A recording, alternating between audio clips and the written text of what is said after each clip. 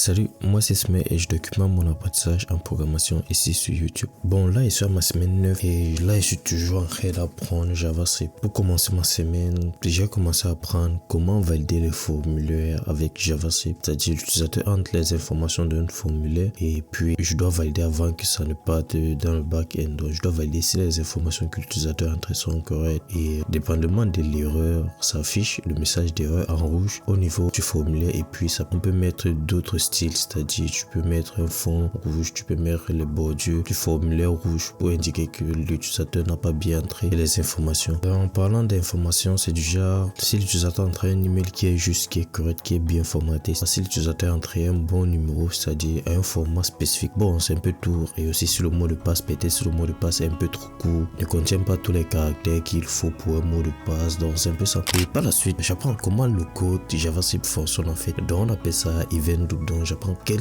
résultat serait affiché en premier lorsque tu exécutes un code, donc c'est un peu ça. Pour dire vrai, c'est un peu compliqué, mais j'ai pris quelques tutoriels, j'ai vu quelques tutoriels, je vois comment tout fonctionne, quel code est exécuté en premier, quel est exécuté en dernier, quel code est prioritaire, quel est moins prioritaire, donc c'est un peu ça. Et par la suite, je tombe sur comment utiliser les API, un sujet que j'avais tellement envie d'apprendre et l'apprentissage ça a été tellement intéressant. Donc je devais apprendre comment utiliser les API, c'est-à-dire comment je peux en faire une fetch request et puis je récupère les informations dépendamment de quelle information que je veux. Bon, pour commencer à apprendre ça, qu'est-ce que je fais? Je devais créer un petit mini projet. Le projet consiste à récupérer les mêmes par défaut dépendamment du caractère que l'utilisateur a entré. Bon, comme du caractère, c'est un mot clé en fait. Si c'est que tu veux entrer un même de chat, tu tapes seulement chat, puis ça va te fournir un même aléatoire à l'écran. Donc c'est un peu ça. Et je tape le nom, peut-être la voiture, ça va me fournir un GIF. Pardon, quand il dit même, c'est un GIF de la voiture. Donc c'est un peu ça. Et ouais, c'est ça, je dois valider si l'utilisateur a vraiment entré un mot-clé avant de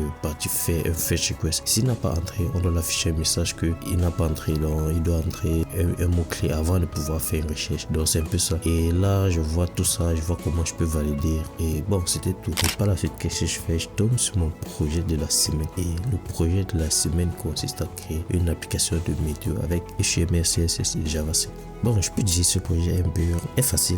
Bon, le but c'était d'abord de comprendre comment l'API fonctionne. C'était le plus dur de mon côté parce que c'était plusieurs types d'API et je savais pas quel utiliser parce qu'il y avait d'autres que tu dois avoir l'abonnement, il y a d'autres que tu peux faire 5 requêtes par mois et il y a d'autres que tu dois avoir l'abonnement avant de pouvoir utiliser. Donc c'est pour ça que j'essayais de chercher et puis là je suis tombé sur, j'ai quand même utilisé 3 API. L'application que j'utilise ça fonctionne avec 2 API parce que au début l'API que j'ai utilisé ne donnait pas toutes les informations nécessaires, donc je devais chercher une autre API pour combler les informations qui manquent. Bon, comment l'application fonctionne? Alors c'est tout simple, lorsque l'utilisateur entre le nom d'une ville et il appuie sur search, ça va me fournir toutes les informations de la météo de la ville qu'il a entré, c'est-à-dire la température, le coucher et le lever du soleil, l'humidité, bon, le ressenti un peu de tout ça. Donc c'est un peu ça, comment je devais récupérer l'information spécifique et envoyer à l'utilisateur. Donc c'est un peu ça. Et pour finir la semaine, je vais renforcer mes notions en JavaScript. Qu'est-ce que je fais? Je passe sur Flickr, un site qui m'aide beaucoup. Je fais quelques mini-projets qu'il propose. Je continue toujours à le faire. Là, c'était tout pour ma semaine et on se dit à la semaine prochaine pour un autre challenge.